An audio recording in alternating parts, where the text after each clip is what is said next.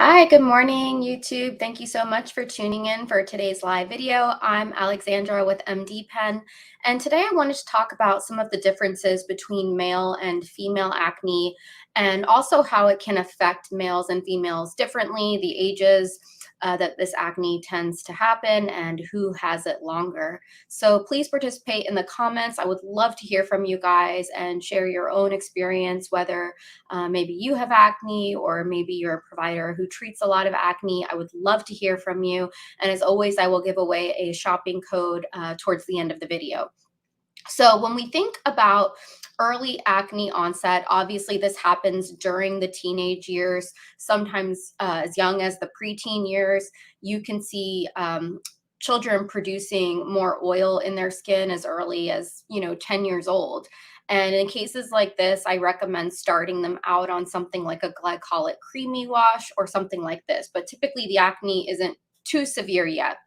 And with girls, you typically see this onset of acne during the teenage years being at its peak between 14 and 16. And for boys, it's typically between 16 and 18 at the peak. Now, with boys during the teenage years, acne tends to be more severe. Um, Girls can also get, acne vulgaris grade 5 for sure.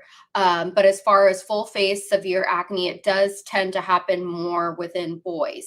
And we can contribute this to testosterone and boys having a huge increase in their sebaceous glands. And you'll see men usually having thicker, more keratolytic skin, more oily skin, larger pores at a younger age, things like this. So this all tends to happen to teenage boys.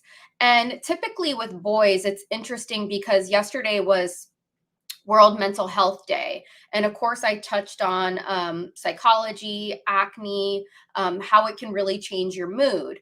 And with boys, typically the acne is more of like a nuisance. And of course, when it's really bad, it can be painful for them as well. It's like an annoyance, it's bothersome. But with studies, they found that it rarely makes a deep psychological impact on young men. Now, of course, there are extreme cases to every situation. They also don't tend to find that it affects them long-term socially. But again, you can have very severe nodular cystic full face scarring acne, which would be a major exception. I see some questions. I'm gonna get them in a minute. I just want to finish my little thought process here on men.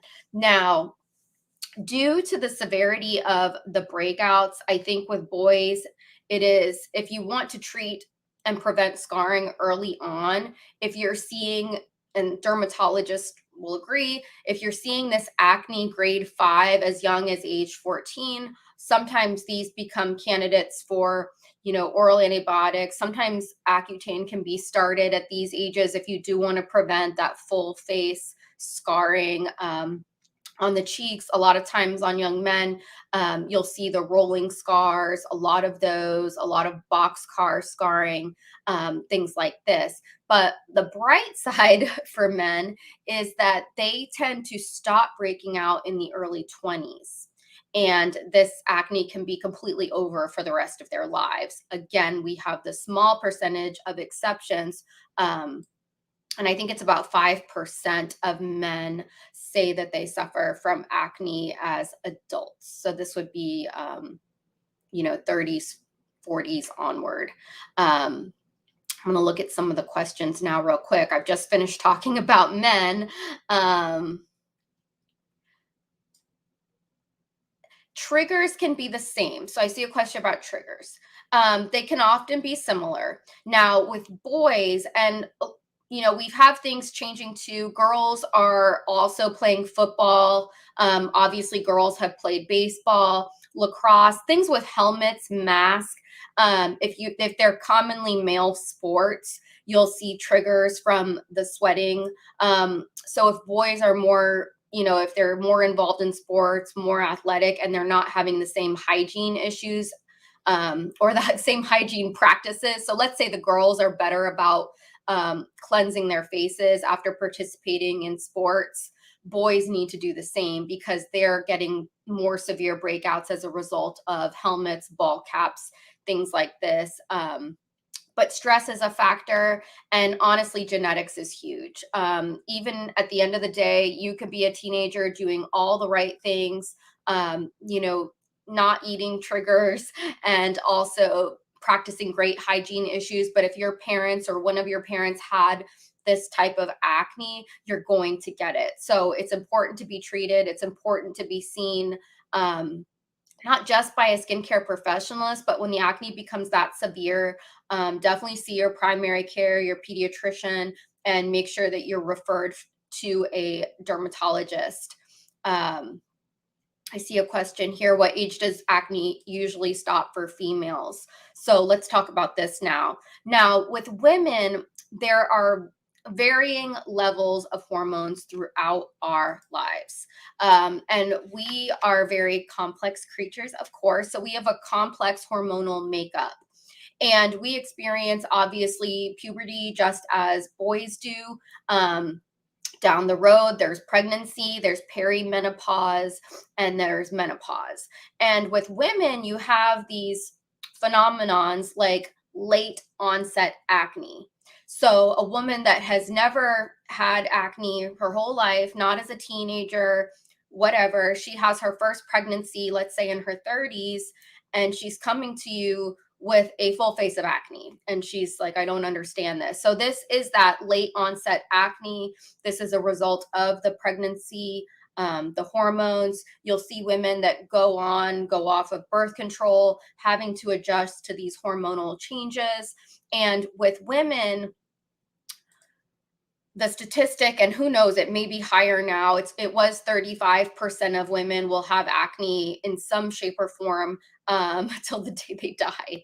I think it's higher than 35%, to be honest. And most women can identify with a PMS breakout or breaking out the week prior to their cycle. I think that statistic is way higher than 35% of women. So it's very high. Sometimes it never stops. But sometimes it can stop after the 20s on some. Great questions coming in. Can both genders get the same treatments on active and scarring acne? So the bottom answer is pretty much yes.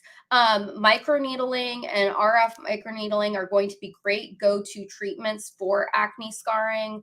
Although you can treat RF microneedling over acne, if someone has a full face of acne vulgaris, grades 4 or 5, I don't recommend putting them under RF microneedling treatment. You've got to get that acne under control. Just because it can be used does not mean that they won't react or it won't bring up even more trouble. Also, this type of acne is very painful and you don't want to RF microneedle over them.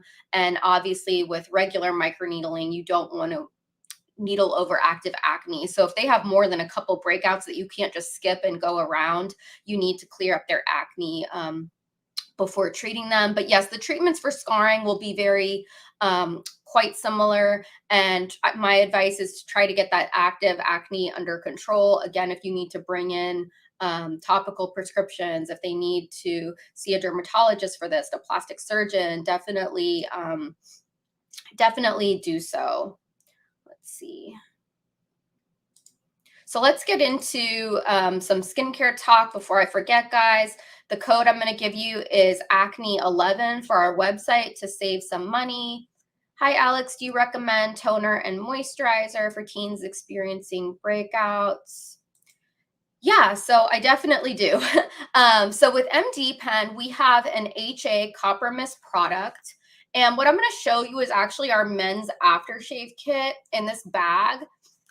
This is not just for men, especially if you have oily skin, especially if you're acne prone. If you have combination oily acne prone skin and you're receiving microneedling treatments, this is also a great little post-care kit for you. Now, what I want to show you first, again, is the HA Copper Mist. And I was talking about sports, teenagers, outdoor athletes, gym bags, whatever. Definitely buy this product if you don't already have it. This product has so many uses. It's great when you cannot cleanse your face right away. This is really going to help people with acne, with oily skin. It has zinc in it, which is going to help control the sebum. The copper has those great anti-inflammatory, antimicrobial properties. So make sure this is something that you have. You will find so much use out of this product. Another thing that's in here is our sunscreen, which is really easy to layer. It's a lotion-based, not lotion-based, but it's like a lotion consistency, and it's very easy to apply, packed with antioxidants. And then you have your Tighten and Lift Serum in here.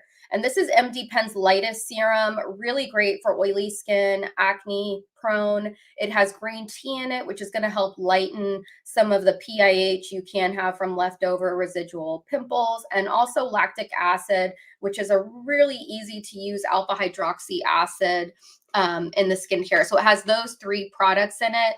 And this kit is going to be ideal for that. I'm going to go ahead and give you guys this link for the aftershave kit. And keep talking about female acne because I'm not finished yet. So again, you have, women breaking out longer than men, maybe not as severe in the teenage years, but ongoing, which really stinks. And then you have conditions like PCOS that girls can be diagnosed with, as teenagers in their 20s, and this can really increase acne breakouts as well. Talking again about World Mental Health Day, which was yesterday, it's interesting because with girls, it's more common for girls to miss out on school, on their jobs, on social events, anything. Women reported more. If you look at these studies, and they're everywhere, there's tons of articles on it. Women had negative self-perception when they had breakouts or acne. And it was interesting, missing class, things like this. It was also troublesome for them. But I think a lot of this stems too from women having pressure, feeling pressure with their appearance and attributing, their appearance, their skin to their self-worth. And it's really hard. I mean, even if you try not to, I get it. Our skin is the first thing people notice about us. Some people will say they notice eyes, smile, hair, things like this, but your skin is everywhere. It's your, largest organ. So I can understand completely. And you really need to have sympathy. I know a lot of you will have empathy because you've had acne too when you're treating, or dealing with acne. So do keep that in mind. And women do struggle longer. They do have the persistent acne as well as the late onset acne. Another thing I want to tell you guys, even if you're on prescription treatments for acne, or if you use a medicated cleanser, I still recommend having our hydrating cleanser from MDPen around. This is going to be great post-procedure. It's also a great everyday cleanser. This one is gel-based. It will help get some of the debris, oil, dirt, makeup residue off your skin without overly stripping it. You can use it to remove eye makeup if that's something that you wear. Men, you can definitely shave with this. A lot of men think of their folliculitis or conditions from ingrown hairs from shaving as acne, but they're not exactly acne. So try this when you're shaving.